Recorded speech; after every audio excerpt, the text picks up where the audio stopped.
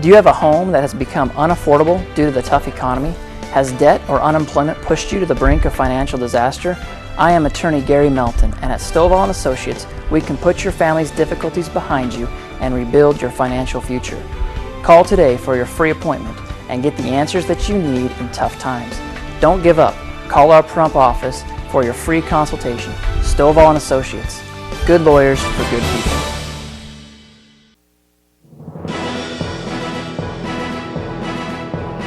Court Reporter with Stovall & Associates. Hi, welcome back to Court Reporter with Stovall & Associates. We're laughing because we're talking about college and basketball and reminiscing and all that kind of good stuff. So anyway, we'll get back into some serious conversation here. When we went to break, we were talking about your experience as district attorney in Hawthorne County. I didn't realize, but why don't you give me some background? Well, actually, a lot of times people ask me, geez, why are you running for district attorney? And I can honestly say, because I really think it's absolutely the best professional job I've ever done in my life. It is just absolutely the most exciting, worthwhile job there is, particularly in a small town. Really? So, it's the experience I had really is why, I would like to become district attorney here. And even though small town controversies are certainly there, and I didn't get reelected. I mean, there's no secret about that. Right. But that happens in small towns. But it in no way makes me feel like I don't want to do this again just because of the fact that there's controversy. And I guess partly I look at it from the standpoint I'm pretty battle tested. Sure. I've been there. My issue was I inherited a large property tax lawsuit against the contractor who operated the military base out there. Oh. Huge issue. They actually had private attorneys that handled it before. When I got elected, the county commissioners came to me and asked me if I would take the lawsuit over because of the litigation experience I had. That's probably the political mistake I made. Yeah. And I agreed to do that. So I handled that case for about 3 years before we finally were able to get a settlement that the county commissioners asked me to negotiate. And unfortunately, the assessor wasn't happy. And so I got blamed for $1 million of tax receipts. But the reality of it is, it was a complicated case. The tax wasn't being applied correctly. And all we did was settle the case from the standpoint of arguing that you can't tax the bunkers that the ammunition is being stored in. Because what it is, it's a use tax. Gotcha. You tax somebody who's using property.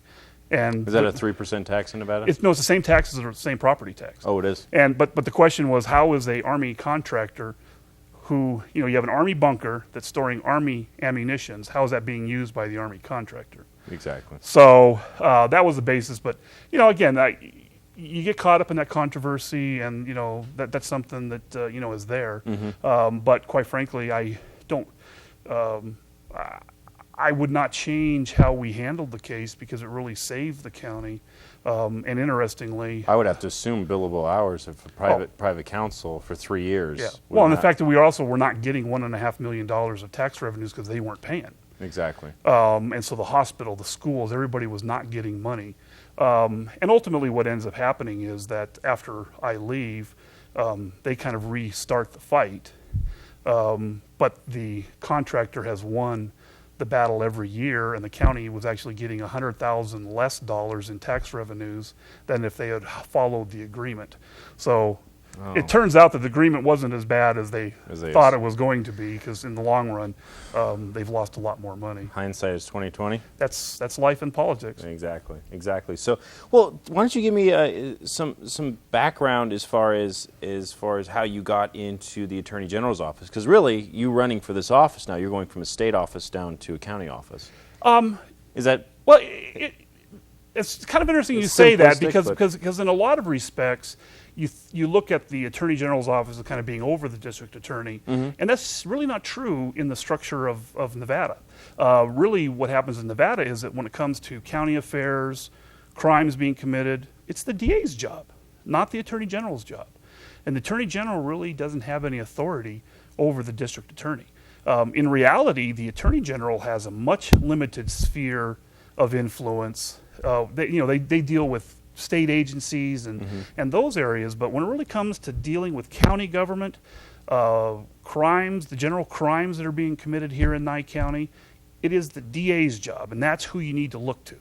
You need to look to the DA to make sure that the crimes are being prosecuted properly, the cases are being handled properly, and trust me, we get a lot of complaints in the AG's office when things aren't being done by the DA's office. And unfortunately, it's hard for us to convince everybody that it's not the AG who's in charge. You have to talk to your DA. Well, I could tell you, I mean, from our experiences with, some of the stuff that was going through the primary, we had, you saw articles after article. I mean, I think even in the Wall Street Journal, they had said, in fact, why didn't the AG's office step into place with all this controversy involving the district attorney? Well, and in the stuff that was happening in the primary, the AGs could have stepped in, but unfortunately, she was in a bad position because I was running. Right.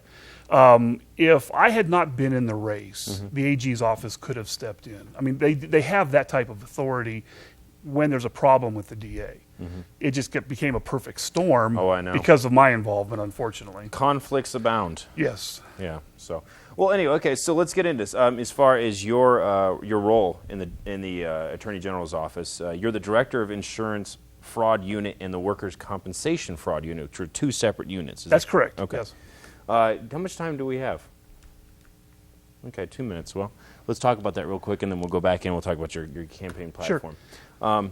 Anyway, so give me how do you come to become the director of two separate units? Well, I just kind of a natural progression. I did consumer fraud when I first went to the office, and then I was a children's advocate for about 4.5 years. Children's advocate being? They're responsible for monitoring or handling the missing children's clearinghouse. So we did a lot of child abduction cases and things like that. I wrote and I was responsible for implementing the Amber Alert plan, the statewide Amber Alert plan. That went into place when I was the children's advocate. And from that, I was asked to take over the Workers' Compensation Fraud Unit, which prosecutes all the workers' compensation fraud in the state of Nevada. Is that like an investigatory? We have investigations, yep. Okay. Yeah, I have 19 investigators that work for me. And then how much of it is actually done as far as the prosecution side of it? Quite a bit. I mean, we prosecute employers that don't have workers' comp coverage for their employees. Oh, okay. We prosecute claimants who have fraud.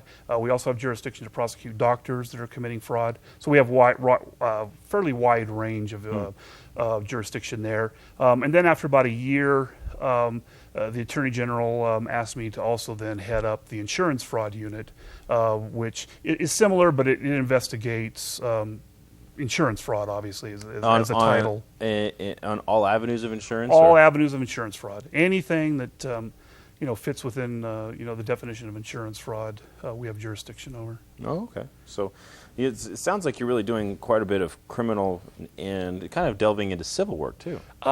It's not so much civil work. I mean, although I guess there's kind of a civil aspect to it. It seems like there's a lot of cohesion, or maybe not, but there's civil ramifications of what we do. Right. One of the big issues that we're hitting right now is the fact that you have a lot of employers who think they can avoid paying workers' compensation by hiring independent contractors. Right, a 1099. Yes, and so we have to deal with that issue, and that's having some fairly major ramifications because, one, they may be trying to avoid tax consequences of paying payroll taxes.